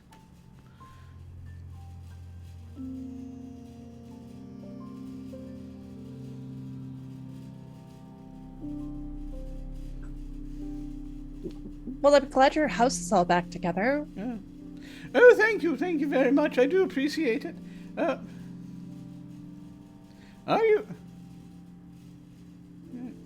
I do hope that whatever it is you're about, it comes out well. Us too. We may need to go through your conservatory a couple times. Is that okay? Oh, I see. Yes, you've made some sort of arrangement. You've done something with the nightside mushrooms down there, haven't you? Yes. I did tell you you should not be tracking with them, but it is. Yes. It is. I just do strongly suggest you be careful. It is for your own safety, after all. They've found a way to punch straight through from the night side here, and it's a connection that troubles me from time to time. But there's nothing I can do about it at this point. It's just there. But yeah. Well, similarly, there's nothing we can do about our associations with them. I think it's just there. It is so strange, the things we find ourselves doing after some time. Well, best of luck to you then. I hope that hope it does not. I hope that there are no deep, difficult consequences that you must deal with as a result. Me too.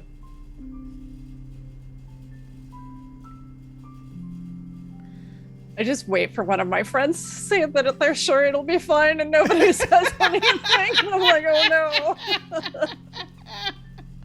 Well, yeah. We've got a big laundry list of tasks to do. I think once we get back to Saturnine and have a proper brunch, we will sort out a plan of action. Ah, yes. Well, again, best of luck to you. Do remember to be careful with that scythe. And as I said, hopefully all shall be well. We're going to be gone for a little while. If for some reason that dark patch of sky erupts into, Armageddon, could you just lend a hand however you can? They're sort of magic I see. averse. Oh, yeah, I see. Yes, there's nobody there. They're all normal people. Well, yes, it wouldn't do to have Armageddoning outside my house. Have it Armageddoning all over the place. So I should probably look into that, I suppose. Yes, just keep an eye. We'll be back as soon as we can. Oh, very well.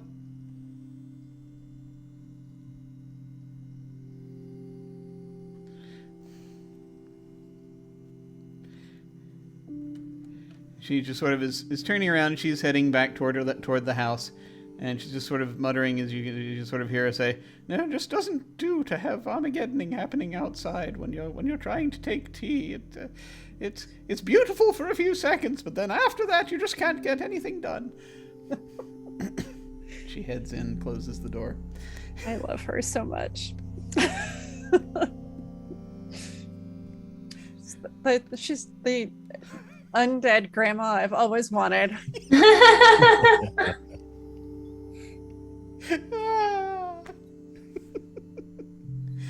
Things you didn't know you wanted until it happened. Yes. So what are the odds of it actually Armageddoning outside here?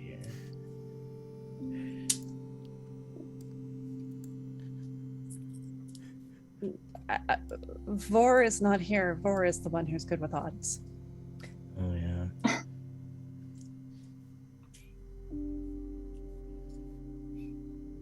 I think it'll wait to be Armageddon until we get back. Don't you worry. We have to deal with Armageddon, though. Well, hopefully it won't happen, and then we won't have to deal with it. I feel like we have an imperative to deal with these people who ruined our brunch that we brought to this town. And if we don't deal with the Armageddon, then there will be no consequences for ruining brunch. True. Can't have that.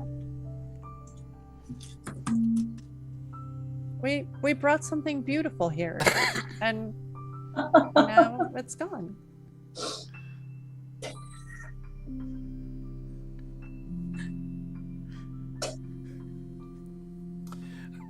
I mean, I think in the history of the world, vengeance has always been a prime motivational factor, and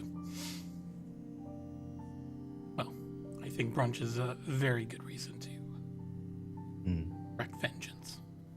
Well, especially when it also involves saving a town from destruction. We each find our motivation where we need to.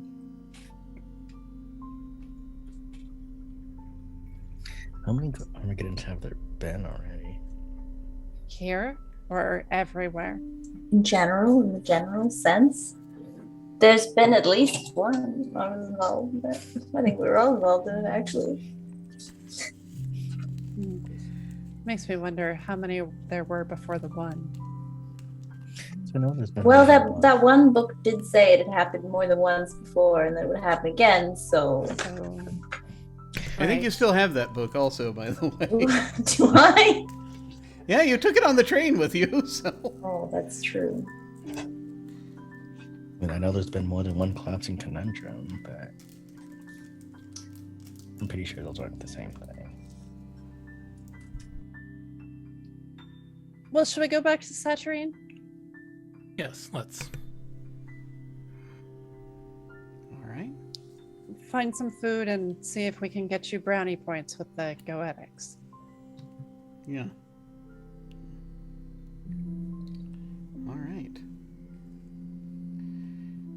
So, yeah, and also, no, that could work. So yeah, you head back into the conservatory. You head down, into the corner of the conservatory. Head down, the vines part as you head down the stairs.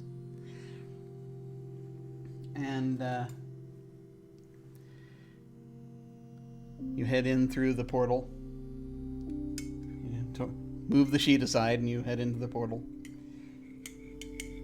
Takes you back into the party.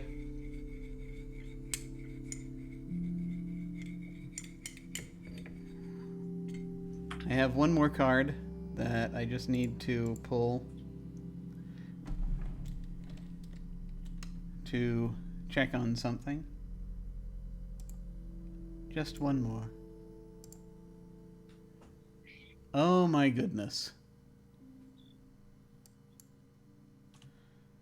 As I briefly try to take an omen of what is to come, and how things are going to go for you, and the getting back to things, what things are going to look like in the immediate future, as we are winding down and setting up that which is to come upon your return to Saturnine.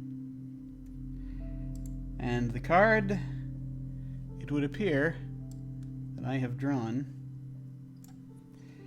is the lucky coin. This is Laura's favorite card. Alas, she is not here to see it. Just as a bit of a reminder, so the lucky coin, it is the Notions family. It is a silver card, which means the silver sun is active. So silver is up, gold is down. Let me turn on the silver sun.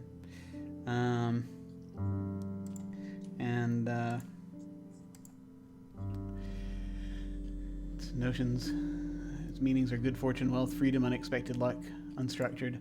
We put a lot of value in objects. We place a lot of importance in their presence in our lives. Some people might have a favorite shirt, a trusty handkerchief, or, of course, a lucky coin. Armed with a talisman such as this, no harm can befall us, but we only barely understand the truth of such things. The luck they bring, if they work, never comes in an expected form. In divination, something good is coming. It is likely nothing one planned or was expecting, and it can come in many forms: success, money, or the elimination of a problem. The lucky coin is a positive card turn and suggests that the person in question has perhaps less structure weighing upon them than they thought. Fewer strings for the marionette, so to speak. They are more free than they believed, free to act and do as they please. So,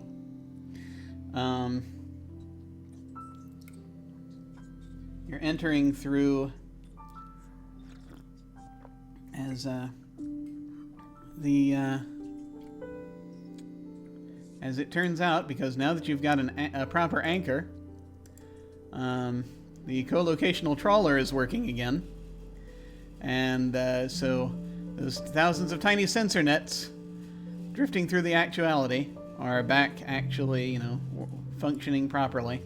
So the lawn that was there is no longer there, and instead it is something not unlike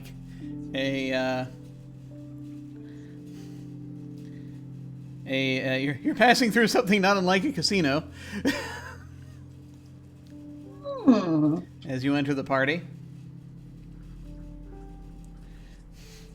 And you head from there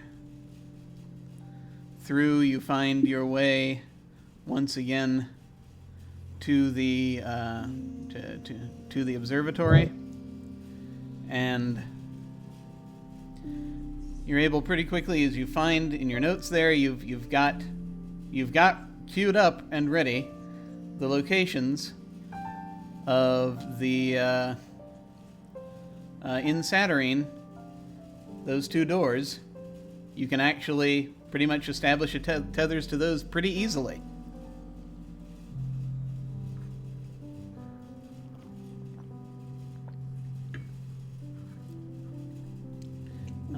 Those two are prepared doors. Is that what you like to do? What would you like to do? Trying to look at the map to remember where those are. There's one in the House of the Eternal Party, basically it was called, next to the Broken Mirror, and on the west side of that neighborhood. And there's one at the intersection of the Symphonic Garden and the Animal Statue Garden, a little around the middle of that neighborhood.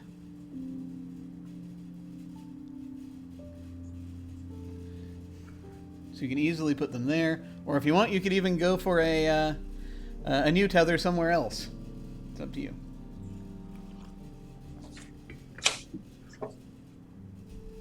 Where should it go? I mean, what would be... Oh, let me actually look at the map. What would be convenient for us? the animal statue garden and the symphonic garden are really close to my theater.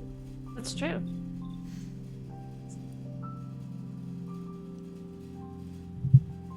That's fine with me.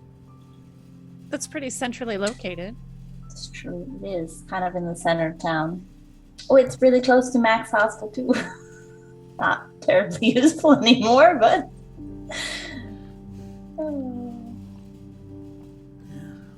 Of course, they're now down in the tower, but. Yeah. You can make that work. So yeah, you can retether those if you would like. It's at this point, it seems to be happening very easily. Let's do it. Okay. So initially you zero in, you find it with the little scope, then the big scope, you fire the tether, and it latches immediately back on to that gateway.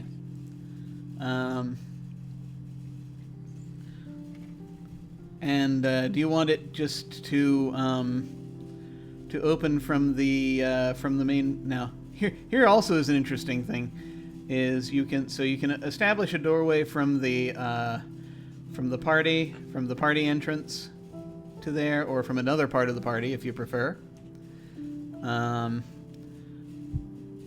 You can also, if you want, you can establish. Let me see. Yeah, you can also find a way to get directly out of the observatory to the same area if you want. If you want to set that up. I don't know that I want to be connecting anything to the observatory directly from like right nearby my house. Okay. Just checking. Okay, so you want to do just like the main entrance for now, and yeah. Okay. All right. You have fired the tether. You see it activate, and it you now have a connection back to the symphonic garden. Very convenient.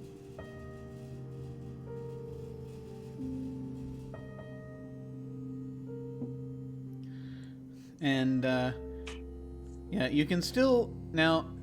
The interesting thing is you can still set it up. You've still got the anchor, so you can still also set the connection to the mushroom cave. You still have to have a connection to the mushroom cave from somewhere. You can have that again coming either directly out of the observatory or from somewhere else in the party.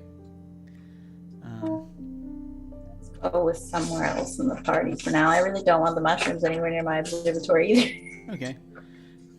And yeah, Big fan of the evil mushrooms, even if I'm using them. That's perfectly fair. So yeah, once you've decided, and I'm not going to make you decide right this second, but let me know if you decide kind of what kind of room you want that to exit out of. And you can take time to think about it if you want. But you've got it set. So you have reestablished your connection to Saturnine. Yay! And to your very neighborhood. And oh boy. I think that. Is there anything else anyone would like to do or take care of at this point? Nope. The only thing Shaw wants to do is basically roll around in the symphonic garden and just be like, oh, magic. It's not trying to kill me. Oh my gosh. Pretty sure it's favorite kind. Pretty sure it's not an instant thing, but Shantano's going to work on locating the other parts of himself or figuring out how to do that. It's very fair. It's very fair. Arosha's gonna go home and say hi to all of her stuff. It's been sadly neglected. We're gonna go collect some rent. Oh boy! Excellent. Cool. All right then. You have successfully managed to reconnect. And thus, for a little while, we have drawn things to a close. And so it was. So, we're going to be going on vacation for a little bit, and then we shall return. But we'll get into that in a moment. First, joy and despair. Let's go around and see how we're feeling. Starting once again with Djinnaya. Djinnaya, do we think Shaw got any joy or any despair today? Shaw absolutely gets a joy for kind of the same reason that Mac gets a despair, which is that I'm so thrilled that, like, Shaw's just so thrilled that she's going to be able to have this coffee and that it's on her own terms, like that it doesn't feel like weird and creepy like it was starting to feel. And there is a certain, because of her relationship of friendly competition with Mac, there is I was able to negotiate a better deal kind of feeling. So there's a little bit of got you at your own game kind of feels. That's fair. That's very fair. Okay, Wilde, do we think that Shantano got a joy or a despair today? I think Shantano got a joy because they've been absolved of all wrongdoing. And yeah, it's now known that nothing they've done has ever put the group in harm's way, and it's always for the better of everything. Mm-hmm. Mm-hmm. Really not sure that's how that conversation went, but sure. Yes, all wrongdoing. Good. Yes, so you get a joy. And Arras, do we think that Aroshka got a joy or a despair today? I feel like, if anything, a joy, because I did one thing right with Isabel.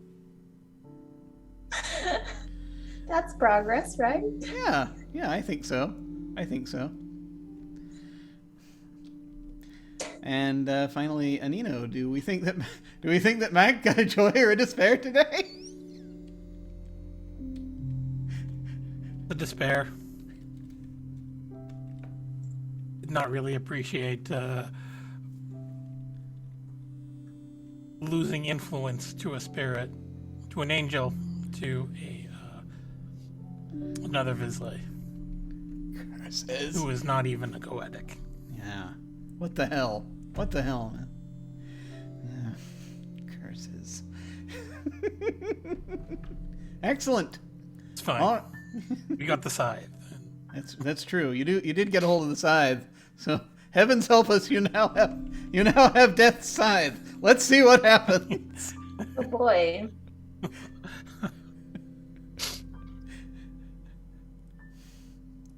A little dark-eyed man, friend. Oh, getting closer. All right. Well, let's go ahead and do our outros. Feel free to tell folks, which we will do in reverse order, feel free to tell folks where they can find you and any final thoughts you have about this session. And once again, we shall start with Anino. Again, what? How you doing, everyone? My name is Anino. You can find me on Twitter at Anino4K. Yeah, I've just been taking a break, so this is probably my last TTRPG stream of the year, but stay tuned. We've got a bunch of new content coming in mid to late January, featuring, not one even featuring Jim, so look forward to that. And yeah, thoughts on today's session? Good. I'm glad we got some to close a few arcs and say goodbye to this brunchless town, and looking forward to getting back to civilization. Excellent. All right. And now over to Arras. Hello, I'm Arras. I'm Animus Panther or Animus.Panther, practically everywhere on the internet. I'm real life. I'm a zoologist. I also love to cosplay, so I love talking about animals cosplay and gaming, mostly on Twitter. The only place you can usually see me streaming games is here playing Invisible Sun, but obviously we're taking a break, so see ya in next year. Other than that, still currently taking pitches over at Black Light Productions. If you got an idea for a podcast, send it at me. Yay! Cool. Any final thoughts about the session? I think that was a really nice last session for the year. Things went surprisingly well. Hopefully that's an omen for the future. Have a good variety. We'll see, I guess. The card draws went very well. This time for you folks. So We're that's extremely in good. our favor. Yeah. And so there'll be things happening. Very cool. And over to Wilde. Yes, hello, I'm Wilde, at Wild Engineer on Twitch and Twitter. You can find me here. This is the only show I'm streaming or doing, really. And yeah, so I'll see you all next year as well. Yeah. It was great getting some closure on everything that's happened, you know. I mean, now I gotta work on actually finding that void demon, but I guess it's something that's important. Yeah, it might be. It'll be okay. I'm sure it'll be fine. I'm sure everything will be fine. Just a void demon. It's just a void. It's just one void demon. just one void demon lord. It's fine. It's not a big deal. It's only the enemy of reason. I'm sure it'll be fine. Who needs reason anyway? I know I certainly don't use any. Not sure to know. You won't even notice it's missing. Excellent. And finally, over to Djinnaya. Hi, I'm Djinnaya. You can find me at Djinnaya pretty much anywhere. I think this is my second to last Zoom call of the whole year. Very exciting. But yeah, I have nothing to plug right now, but maybe in mid-January.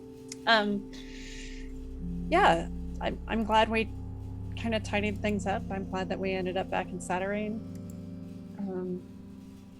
I'm enjoying kind of watching Shaw's growth arc come to a close, and to watch the troubles that sets up for her, as she's like, yes, I have learned to put all my eggs in this one basket of being friends with these people and trust them completely, and that will be fine.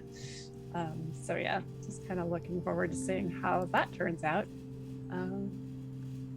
Yeah, and happy that Shaw is back to a place where she can at least water her perfectly geometric watermelon in her home and have a moment of peace before we go fight giant bugs. Yes. This will be interesting. Now that we're back in Saturnine, there's a lot of things we can key into now. So I'm very excited for it. I'm very glad that we now have a way to hop back and forth between the places that we've been dealing with, because that's going to make my job so much easier in some ways, and also, well, we'll see. But it's that's very cool. But I'm very much looking forward to it and to seeing how things go. There's a lot we can unroll now. But who am I? Once again, I am Jim Ryan. You can find me at OtherDoc on both Twitch and Twitter. My website is jimyesthatjim.com, where you can find my Geek Observation podcast and links to my various other podcasts, audio dramas, writings, and such. I have links down below to my website, Twitter, YouTube channel, and various other things. things I have going on. So on Thursday of this week, that would be the 23rd, I'm going to be participating in the now 11, was 12 days. It's the 11 days of DMs, it says, over on Milady Saito's channel. I'm going to be running a holiday-themed one-shot of Inspectors. I'm doing a lot of Inspectors this time of year, this quarter. It's going to be a thing set in a little New England town. We'll see how things go. So more paranormal investigation, and then on Sunday, the 26th. So Saturday is the 25th. I am taking that off. So we will not be having Invisible Sun for a bit, and I'll talk about that in a moment. But on Sunday the 26th, so 1 week from tomorrow, back on this channel, I will be running a one-shot of To Serve Her Wintry Hunger, which is a delightful fairy tale about cruel winter spirits chasing a human through their forest. I cannot wait to get back to that. Ran a one-shot of it a few years ago, and so very excited to do another one. Because I felt it was time again. So we'll be doing that. Things I have coming up, as previously hinted at, and this has been announced. So I'll just mention on briefly in January, I'm going to be appearing over on the Wandering Society channel, playing in their campaign of Dresden Files. We had a couple of sort of one shots over there with our characters, and we're launching into the campaign, and so I'm excited to do that. We've been playing some offline, and Anino is also in that, and I think it's going to be absolutely delightful. So very much looking forward to that. Getting to be a player, it's so good. And in February, I'm going to be doing a short campaign in Rosette Diceless. That's a system by Futureproof Games, Diceless system, and that you can use for a lot of different things. It very much puts the narrative in the hands of the players. Whatever the players decide to do, that's the plot. And so very excited to do a short campaign of that. And I'm going to be doing a scenario I've been trying to bring to the stream for a couple of years now, but now finally I think it's actually going to happen. It's going to be a short campaign of the scenario I wrote is called Top of the World, and it is a sort of a paranormal spy thriller set during the Cold War.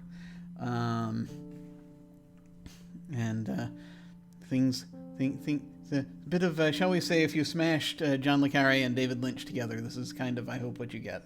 So we'll be doing that with some folks in February. And that is it mainly for now. We're going to be taking a break from Invisible Sun for a little while, because we have now reached a point where we can pause.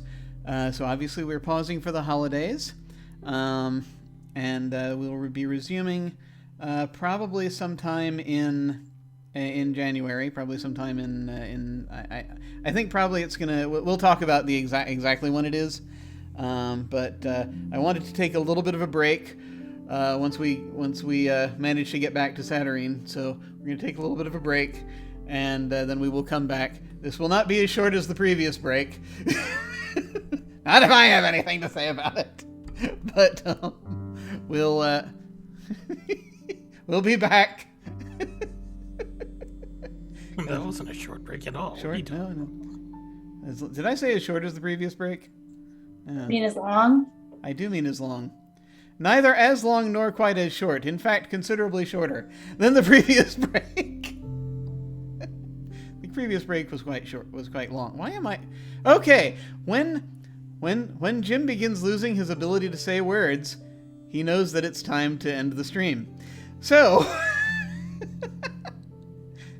it's not going to be quite as long as last time, thankfully. So we will see you again soon. But in the meantime, folks, when we hit the end card, I'm going to send a raid actually over to Milady Saito's channel, where they're doing one of their 11 days of DMs. So we can go over there and say hi. Feel free to hang on if you are so inclined and say hi to them with us. That again will be when we hit the end card. In the meantime, folks, thank you all very much for watching. Take care, and we will catch you next time. Farewell.